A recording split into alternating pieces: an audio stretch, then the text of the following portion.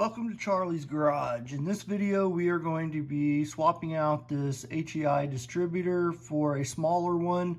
So first off, why are we switching out the distributor? The first thing is I got a cold air intake and it is much bigger than my original intake, and this big honking distributor is in the way.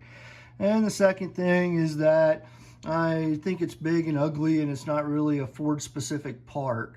So what we are going to do is replace it with a smaller Ford specific looking distributor. So we got our whole setup right here. We have the new distributor. It's much smaller. It's already got an electronic ignition in it, so I don't have any points or anything like that I need to swap out. Comes with a cap, nice cap, you know, the same color as the car almost, so it's going to look pretty good in there. The cap cover.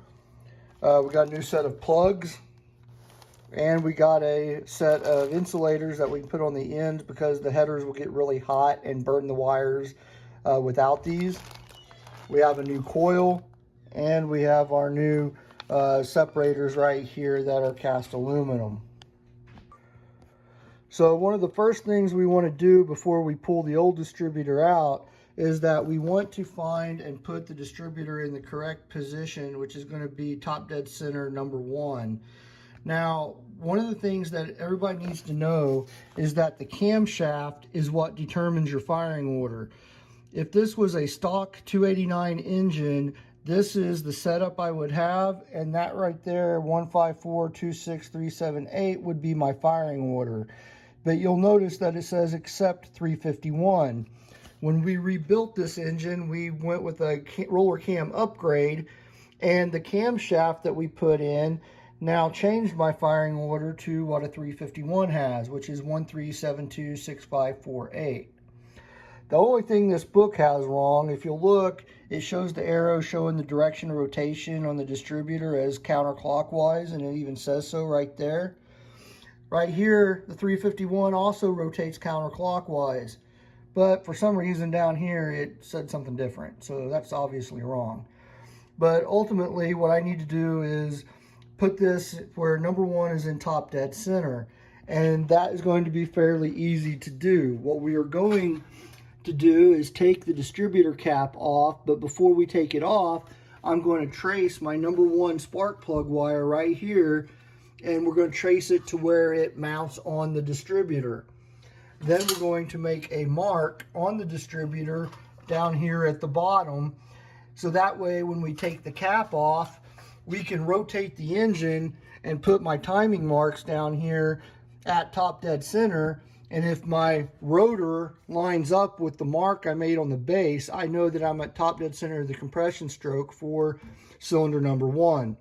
If I'm 180 degrees out, I know that number 1 is at top dead center, but it's on the exhaust stroke, not the compression stroke.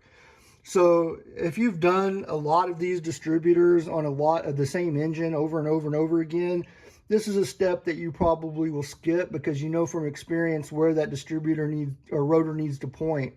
So really what I'm doing is trying to demonstrate a way for people who are new to this to keep everything straight and in line. So if I look down here at the bottom of my distributor, it's kind of hard to see, but there's already mark there from where I've done this previously in the past.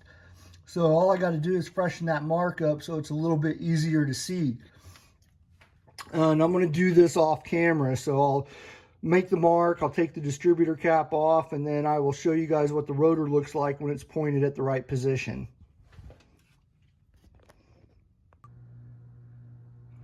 Alright, so it's kind of hard to see, but check out my rotor position is right there above the black mark I made at the distributor base. I got really lucky. As soon as I put that timing mark there at 0 degrees at top dead center, I was right on the money, maybe give a couple of degrees difference right there, which is fine because that's some advance that you turned into it, but that's okay. So what this tells me now is that I need to put the new distributor in here in a position where the rotor falls in at about that location. If I'm a couple of degrees off either direction, it'll be okay as long as I give myself enough room to be able to move the distributor like this to get it into the timing that I want. So right now we're ready to pull this distributor out, and then we'll put the new one in. All right, so we got our new distributor stabbed. I did run into a couple of problems. I'm not gonna have as much room for adjustment as I thought because I hit this sending unit for my aftermarket dash cooling temperature gauge. But I do have enough room here to get a pretty wide range of adjustment, probably more than enough to get it firing correctly where I want it. A couple things to keep in mind is that the distributor is driven drives a shaft that actually goes into the oil pump inside the engine. Sometimes that shaft will come out with the distributor, sometimes it will stay inside the block. Mine stayed in the block. I had to pull it out with a magnet. Be very careful doing that because they can drop down and miss the hole and go into the oil pan. I already have one floating around in the bottom of this oil pan. So be very careful with that. Once you get it stabbed in, rotate it. You want to make sure that the base down here comes and seats down. That way you make sure that your gears are making contact, that your oil pump shaft is going to be down and make contact with the bottom of the distributor, and it allows the O-ring to seal right there. So I got this to drop all the way down. I put my block back on it, but I didn't tighten it down all the way because we're going to put the cap on, and then we're going to need to adjust this and be able to rotate it after I get everything hooked up to do the timing. So what I'm going to work on next is I'm going to put the cap on. I know that I am close to top dead center, so what I'm going to do is double check my vibration damper timing mark, make sure that it is located at top dead center still, because I did have to wiggle it around to get the distributor to drop. Then I'm going to basically start putting my new cables on by starting out with this one being number 1 and then going in firing order sequence counterclockwise. So I'll get the cap on, I'll get a couple wires started, then I'll give you guys an update. Alright, so the distributor cap is on now, locked in place. Got all my wires run to their correct spark plugs with the boots installed. And now the next thing to do is to find a place to hook up the coil. Now on a stock Mustang that has power steering or AC or stuff like that, you would have a bunch of stuff in the way right here.